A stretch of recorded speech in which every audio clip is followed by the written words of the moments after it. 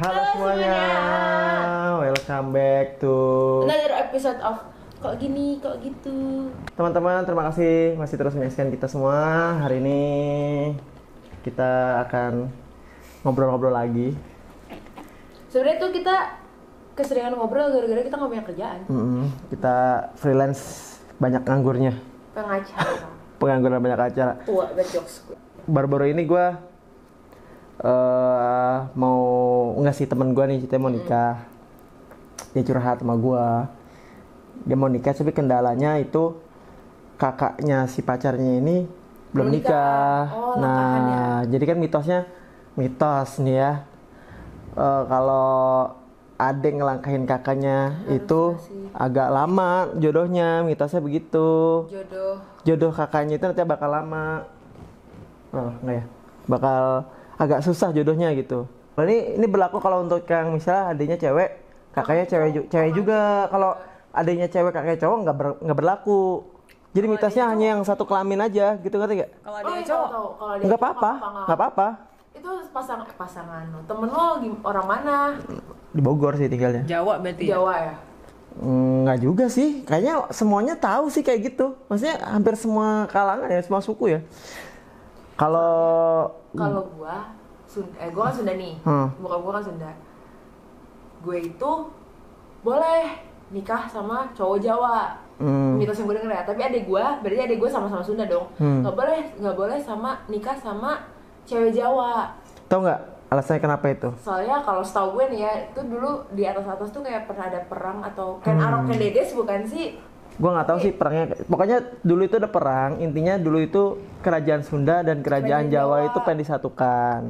Jadi, yang gue baca ya. Jadi ibaratnya putra dan putri dari kedua kerajaan itu dijodohkan, tapi bukan karena atas dasar cinta, tapi karena ingin memperkuat politik. Jadi ingin memperkuat kerajaan itu. Akhirnya intinya banyak clash lah, akhirnya perang. Jadi padahal kan Sunda bagian dari Jawa ya? Iya, padahal ya nggak ada masalahnya sih menurut gue sih. Nggak ada, maksudnya nggak terlalu. Kalau yang masalah adek yang ngelangkahin kakaknya itu mungkin masih apa ya? Bukan mungkin bisa gue nalar gitu. Maksudnya mungkin biar kakaknya juga semakin ibaratnya jadi semakin termotivasi buat nyari mendapatkan jodoh gitu. Jodoh kan ya ntar juga datang sendiri. Banyak teman gue yang ini kok dilangkahin kok, cewek terus dilangkahin sama dia cewek juga ada banyak. Udah nikah? Ya temennya cowok gue juga gitu. Maksudnya nggak terlalu ngefek banget. Ngefek sih. Udah nikah sih. Ngefek sih.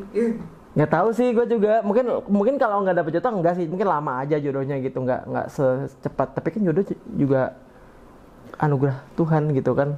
Maksudnya gue nggak punya temen dan belum pernah mendengar ada yang dilangkahin gitu terus kakaknya lama jodohnya. Iya, mostly temen gue. Makanya biasanya mungkin itu ada uang.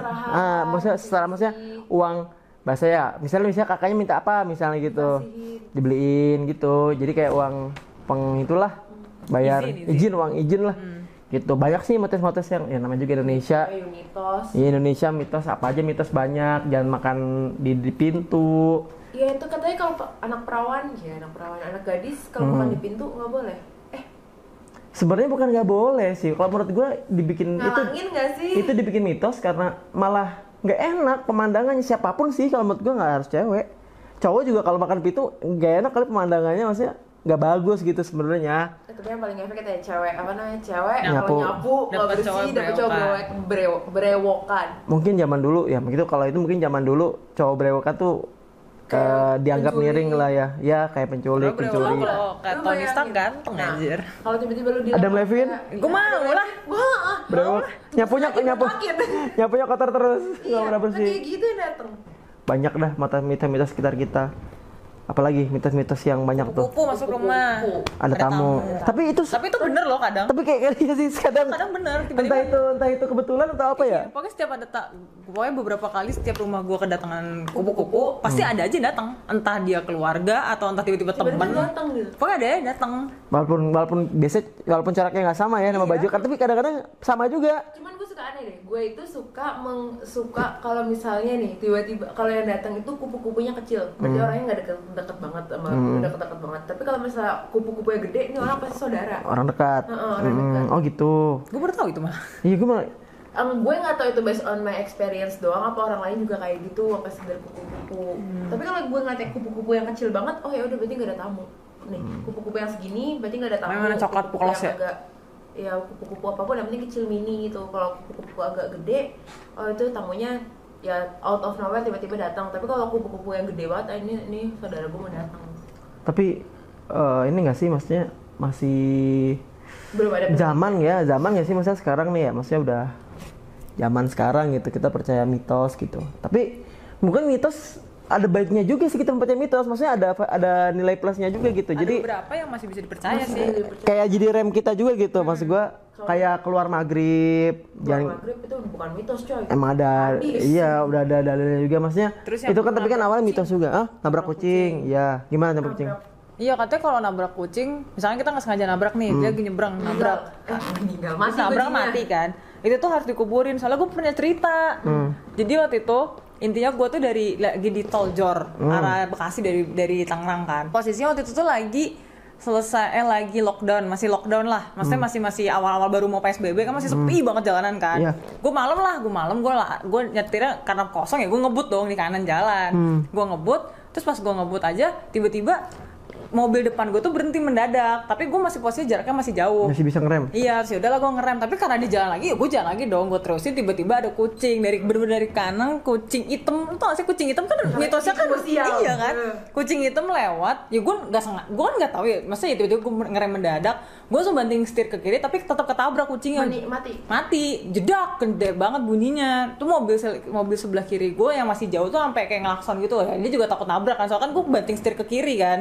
Di jalan tuh gue udah deg-degan soalnya gue nggak bisa kuburin tuh kucing ya, gue kan dia di kanan jalan kan, di dekat apa sih pembatas yang kanan kiri. Kalau gue berhenti nanti malah macet, terus kalau gue berhenti di bahu jalan gue nggak mungkin nyebrang dong, posisinya kan lagi di jalan tol kan.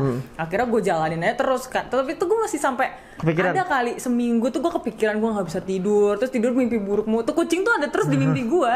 Lebih ke apa ya lo bertanggung jawab aja sih sebagai manusia sebenarnya. Terus temen gue juga kayak gitu, tapi kalau temen gue nabrak langsung dikuburin, soalnya dia juga mikirnya aduh kalau nggak dikuburin nanti dia kena sial gitu kan. Kalau nabrak kucing tuh harus pakai baju yang kita pakai itu. Iya, temen gue gitu soalnya dia langsung buka baju. Ya lo mendengar itu nggak? Jadi kalau mau kuburinnya pakai baju ya, kaos yang kita pakai. Itu gimana ya maksudnya? Itu percaya nggak percaya juga sih, karena gue dengan kucing tuh gue ada juga nih. Jadi gue berangkat sekolah, udah telat, diantar lah. Habis itu ada kucing tengah jalan. Wah ada kucing nih, di klakson-klaksonnya nggak mau. Wah kayak bentar lagi ada yang ngehalangin. Terus gue songong kan, nggak mungkin lah, itu mah mitos doang. Bener cuy, tiba-tiba ada yang gerobakan gitu di tengah jalan out of nowhere. Taruh aja gitu tengah jalan. Setengah jam gitu gue diem. Gerobaknya apa? Gerobaknya, jadi ini mobil. Ini mobil gue dihalangin kucing. Terus dibilang kan, bentar lagi kita dihalangin nih, kehalang nih jalannya. Gue nggak percaya. Terus nggak lama gue jalan ninggalin si kucing tuh. Di sini tuh ada gerobak diem aja. Terus gue nggak bisa kemana-mana setengah jam. Berarti ya ada mitos. Juga ya mitos yang harus. Tapi nggak tahu sih, mitos itu antara tahayul sama kebetulan gitu. Ya kayak apa lagi ya? Tapi ada juga kebetulan yang berulang-ulang cuy. Kayak gimana maksudnya? Ini nggak terjadi di gue doang ya, makanya gue bisa bilang itu kebetulan yang berulang-ulang. Gue sama nyokap gue. Dejavu terus ya? Iya, gue sama nyokap gue suka tektokan. Tektokan tuh bahasa ngobrol. Mak gue nih biasa pernah bau Kamboja nih. Iya. Kalau misalnya baunya samar-samar berarti orang yang meninggal saudara jauh. Tapi kalau misalnya nyenget banget, Kamboja itu saudara dekat. Dan itu terus-terusan gitu loh. Jadi continuous kalau misalnya Kamboja. Coba kita lihat bener nih samar. Jadi kayak bukan menginikan setiap ada Kamboja. Kalau gua di kuburan? Kalau gua di kuburan bau Kamboja, siapa yang meninggal kan nggak mungkin. Kamboja di situ kan. Gua di kebun Kamboja. Aduh Kamboja siapa nih? Jangan banget Kamboja, siapa yang nggak mungkin loh. Bau tai sapi di kandang sapi.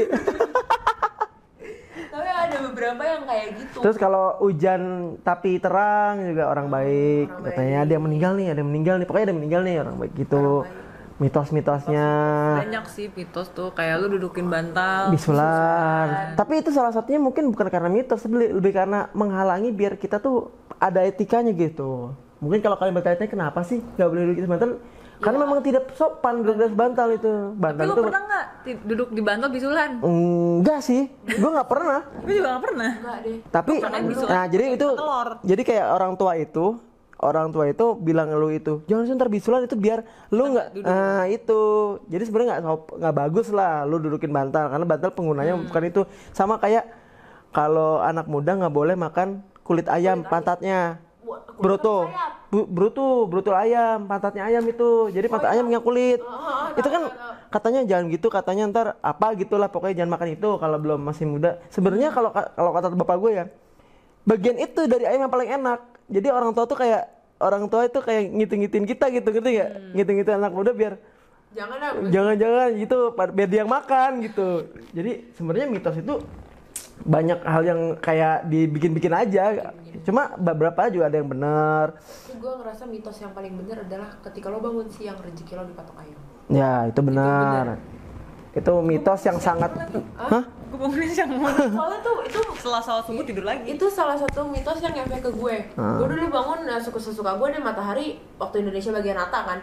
Habis itu gue memulai oh ya deh bangun subuh coba tetap bangun atau enggak kayak beraktivitas segala macam terus tidur bentar, tapi gue tetap bangun jam 7 atau jam 8. Dan semenjak gue menerapkan itu ada aja kerjaan masuk, ada aja kerjaan masuk gitu loh. Jadi mitos itu kan sebenarnya lebih ke lu nggak boleh tidur, nggak boleh bangun siang. Jadi biar nggak bangun siang itu dibikinlah mitos itu.